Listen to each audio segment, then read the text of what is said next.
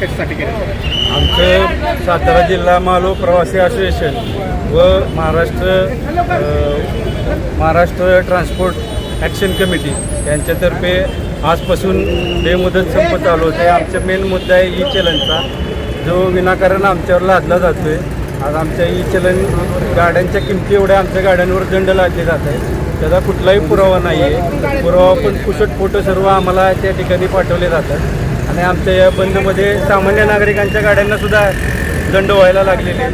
त्यामुळे ते सर्व लोकंसुद्धा आज आमच्याबरोबर रस्त्यावर उतरलेले आहेत. आज सरकारबरोबर आमच्या वरिष्ठ संघटनेची चर्चा चालू आहे.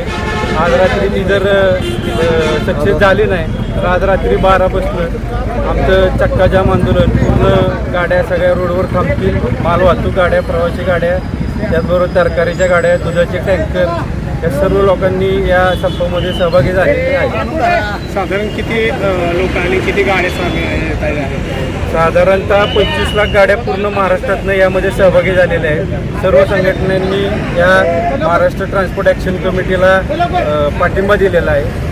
आणि तसं जर बघितलं तर आमच्या फक्त मालवाहतूक गाड्यांवर 3,500 करोडचा दंड आजपर्यंत बसलेला आहे. सामान्य लोकांच्या गाड्यांवर 1,000 करोडचा, तर टोटल 4,500 करोडचा हा दंड आज इथं नागरिकांवर बसलेला आहे. आणि हे दंड त्वरित त्यांनी रद्द करावे, यासाठी याचा निषेध करण्यासाठी आणि दंड रद्द करावे यासाठी आम्ही इथं मोर्चा टाकतो.